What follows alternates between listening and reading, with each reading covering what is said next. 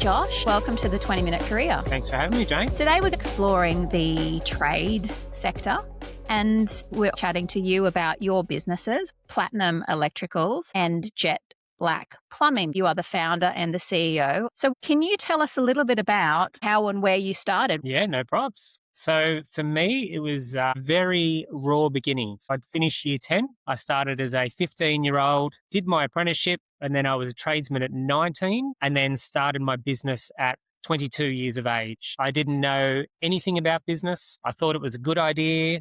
I had no idea what I was doing. I was that era at school that sort of missed computers. So I had a computer on my desk in my bedroom. I was 22 years of age and thought, I'm going to have a crack at this and have a go. And then discovered the world of business and all the complexities that it brings. You left school after year 10. Did you know that you wanted to move into trade at that stage? No, I was not clear at all. I was towards the end of year 10, probably the last 3 months of year 10, and I still had no idea what I wanted to do. I knew school wasn't my cup of tea. I used to try really hard, but to be honest, getting over 50% was sort of the goal for me the whole way through school. And if I got over 50%, I was happy. I was sort of a C's and D's student, not through being a rat bag. My gifting in the school system as far as testing me on what I can remember, that wasn't my strength. My strength was more EQ and people. So a couple of months leading up to the end of school, I had a very savvy mother who was like, school's probably not for you to go to year 11 and 12. And you've always sort of been handy with your hands. I reckon apprenticeship would be great for you. And I was like, what is an apprenticeship? Like, what even is that?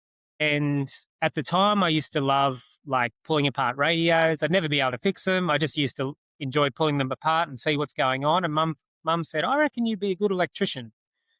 And I'm like, oh, okay. So my mum rang up a whole bunch of electrical companies and said, is it possible to get my son an apprenticeship? So I went for the job interviews. I managed to secure 2 places that would give me a start. And when I actually started as an electrical apprenticeship, I actually didn't know that an electrician did PowerPoints and lights. I thought it was more like radios and electronics. I had no, there wasn't this passion to be an electrician or to be a tradesperson. I had my mother to thank to get me into the apprenticeship and trade space. And then I learned to love what I was doing as I went and went, oh, this is actually not too bad. It does suit me. So no, there was no clear goal. There was no clear goal to be in business. It was a literal story. And I suppose we'll unpack this as it goes. So you earned your trade and then thought, okay, there's something in this for me to actually start a business. Yes. So I was an apprentice for 4 years, which is the standard for an electrical apprentice. And then I worked for a further 3 years for the same employer. Towards the end of that, I thought one day I'd love to run my own van with my own customers. I used to see my boss come in every morning and our foreman would be giving our jobs for the day and the boss would come in and he'd make his plate of fruit. Then he'd go upstairs to his office and I'm like, man, that'd be cool one day if I could be the guy eating my fruit while everyone's going and doing stuff. Obviously, he had all his pressures and things at the time, which I didn't realize, but I thought that looks like a pretty cool lifestyle. I got to the stage where I was confident in what I was doing. And then I thought, no, I reckon I could do this. It wasn't a big outlay. I wasn't married. I didn't have children. I didn't have a mortgage. So it was very easy for me and low risk. My biggest element was purchasing a vehicle to do my work out of and some tools and stock. And then I was right to go. So in the early days, I was fortunate where I could take a lot of risk. I was living at mum and dad's, operating out of my bedroom. I was totally naive to what it took to run business. But I just stepped in and went for it without worrying about all that side and learn as I went. When you decided to go all in, what were some of the skills that you think were really important? I learned from a very early age that I had to leverage from other people around me. When I was at school, I would sit next to the right people in the exams, as bad as that sounds. I would do all the things that I needed to do, leveraging off other people and friends and different things just to make it through school. Not because I was a slacker or didn't study, I just knew it wasn't my skill set in remembering. So I learned at a very young age, the key for me to get ahead in life is surround myself with people that are a lot smarter than me.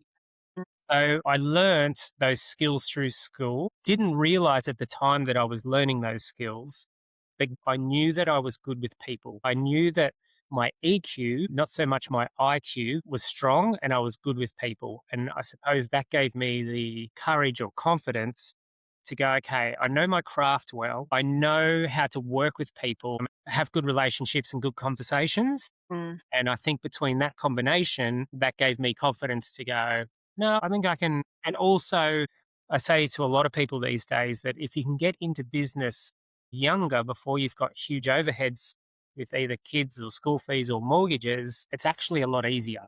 I hear a lot from my boys' friends and their parents. A lot of people are considering to move into a trade with the ambition to having their own business for reasons not dissimilar to your own, Josh. Having your own business, what pressures come up being a business owner? And you've obviously grown two businesses from small to national businesses now, right? Where you have quite a large scope. Look, the pressures of the role is you're responsible for your destiny, which is so cool, but can be so terrifying. The thing that I say to people is the pressures come down to how much pressure you want to put on yourself. In my first 10 years of business, I never enjoyed the journey because I was always wanting to be somewhere I wasn't. And I tell a lot of people, don't make that same mistake. Mm. The pressures of business, I think, is purely from an individual side. I think you can go through business, not I think, I know you can go through business from a place of rest because rest is a heart posture. It doesn't matter what you're going to do or trying to achieve. You're still going to achieve it whether you feel like you've got pressure or stress or whether you do it out of a heart posture of going, it's all going to work out. It's okay. I've got the right people around me. So I think there's a lot of undue pressure that people put on themselves, especially in business. But for me, I don't think there's huge amounts of pressure. I think if you surround yourself with the right people and you have good wisdom around you, you can do the business journey, not with a lot of sacrifice. I'm a very balanced business leader. So for me, I've never been about huge hours. I've never been about working all day, all night, all weekend, because it's not about working harder. It's about working smarter. I've been in business now for 25 years. I'm actually now retired out of my businesses, but I have a CEO that still runs them. So I still own them. I've always been a fan of leveraging off other people. So what I mean in that is that you can always hire people to do things that you're not necessarily is your strength.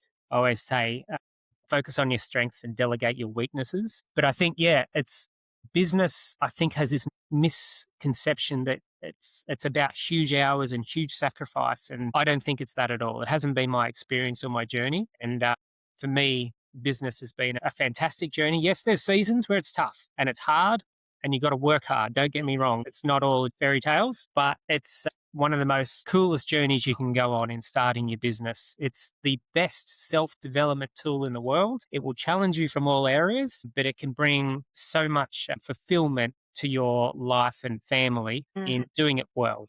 So I definitely would encourage everyone that if you feel like business is for you, to definitely have a go. Surround yourself with the right people and definitely don't get in the mindset of this is going to be just so stressful and I've got to work so many hours because, yeah, I think that gets thrown around a lot, but it's not necessarily truth. Yeah, yeah. So, what I talk to everyone on the podcast about, one element is the price or the cost that it took to get there. And, you've said that, part of being able to do that well is surrounding yourself with the right people, having a balanced view on work and lifestyle and so forth. But there will have been a cost at some point of your journey to get to where you are. What does that look like? So the only cost, and again, I'll challenge this one a little bit for people listening, but to me, there hasn't been a sacrifice or a cost in the 25 years that I've been running business.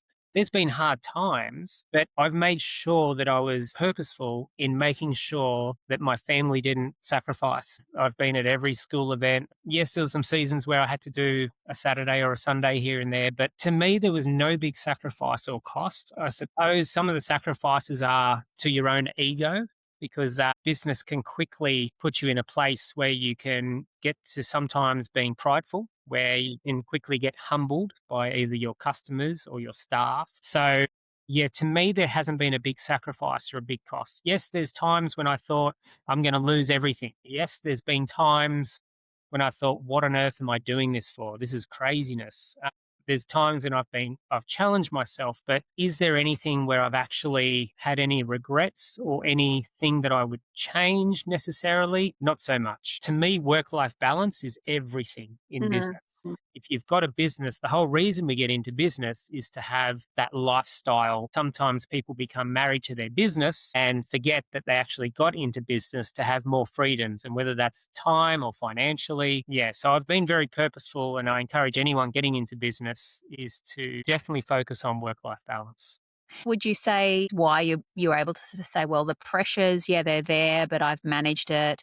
The price or the cost of what I've achieved, yeah, it's there, but it's been also manageable. Do you think that you can sort of peg that back to the fact that you've probably been really, really clear and really balanced in the way that you have looked at building your businesses? Yes, definitely. I heard something in the very early days. I was probably 1 or 2 years into business, Mm. and someone said at a breakfast meeting or something that I was at, they said to me, "The definition of a business is a profitable enterprise that can work without you." And it just stuck in me. Mm. I'm like, the whole goal, and it's been my goal from 2 years in, and we're now 25 years on. My whole goal is to get the business to a place where it can work without me. And that was always my driver, and always my focus on all the decisions I made along the journey was to make sure that I was always in a place where I was leveraging myself out, not in. Yeah, I mean, I think that's where a lot of business owners can get caught, because you think, I can just do it, or if I just do this, or if I just do that. And then before you know it, you're doing 80 hours a week. So I always say that business isn't your why. It's not your identity. It's your tool to achieve your why in life. mm, A lot of people haven't asked themselves that question, like, why am I on the planet? Why am I actually here? Why am I actually doing my business? Because business is just to produce income to then do what you want to do in life. exactly. And I think that's the thing, that if you have that at the forefront at the start, is ask yourself, what's your why? It's a big question. Most people can't answer it. And then understand that your business is your tool to achieve your why in life, and that your whole goal is to get your business, your income generator, to run without you. Yeah. If you have that sort of mindset from the start, surround yourself with good people, and then just one foot in front of the other and operate at a place of rest, it can be a really cool and rewarding journey. From hearing what you're saying, it's about also finding something that you know that you're naturally good at. Yeah, and there's something there too where I'm not saying I was the best electrician. I felt confident myself, but Mm. I'm sure there was a million other electricians that were smarter and wiser than me. And I think that's a mistake some can make as well, as far as going, if I'm an electrician and I want to start my business, that I have to have all the tickets, all the licenses. I need to be fully the best electrician and licensed with everything. And that's a trap some people can get into as well, when they think they have to be the best before they can start.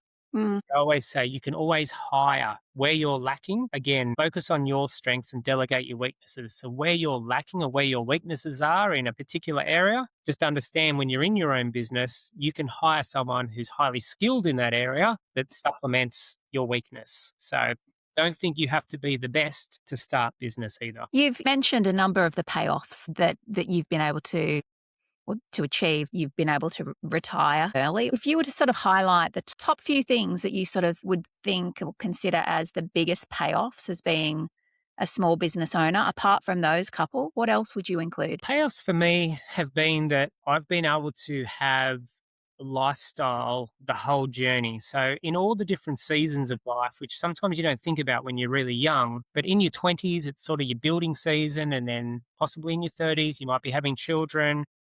And business allows you to have the freedom to do the things that you want to do if you've built your business correctly. To me, the 100% pluses is lifestyle and freedom to do what I want to do when I want to do it. Second one, financially, if you're in a job, you're capped as far as what you can earn. But in your business, you have no cap. It's really up to your leadership and creativity on as much as you would like to earn. And that's not to be greedy or want more, more, more, more. It's you can be giving to social impact, or there's so many things and cool things that you can do with finances. So having the finances through our journey to do the little things that we've wanted to do, and whether it be family holidays, or for my wife and I, we run a non-for-profit foundation, giving to different charities and things. it's given us that flexibility as well, which has been nice.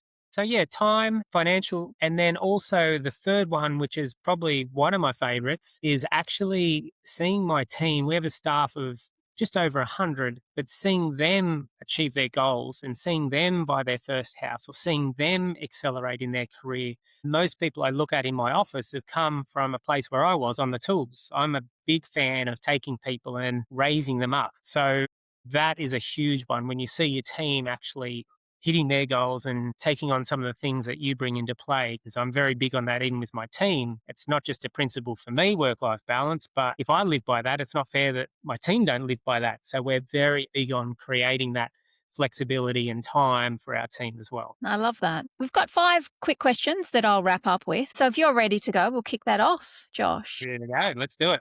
What has your career taught you about yourself? What it's taught me about me is that I love people and I love giving. What's one mistake or challenge that's taught you an important lesson? Mistakes for me is sometimes when I change things too fast on my team without communicating well. I've had to learn to communicate stronger and better and encourage faster. What skill do you think is going to be really important for younger people in the future? Yep, 100% EQ. Learn to be a great communicator and great with people, because with AI and technology, everyone's got information at their fingertips, but AI doesn't replace a human to human contact. The relationships you have around you is what makes the world go around.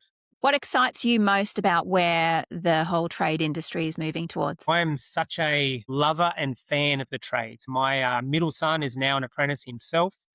He left in year 10, and don't feel like if you want to do a trade that you're dropping out of school in year 10. It's not dropping out. It's actually going and starting a career where you can earn such great money. You can have a wonderful business and a wonderful life. Trades aren't going to get replaced by AI. So if you can get into trades, don't think it's like second resort. Think as like you've landed on your feet and you can have an awesome life. And what advice would you have given your 20-year-old self? My 20-year-old self, I would say, stop worrying so much. Stop trying to be somewhere that you're not. Just enjoy the journey, operate out of a place of rest, and have fun. It's been great chatting to you today, Josh. Thank you very much for your time. Great. Thanks for having me, Jane. I appreciate it.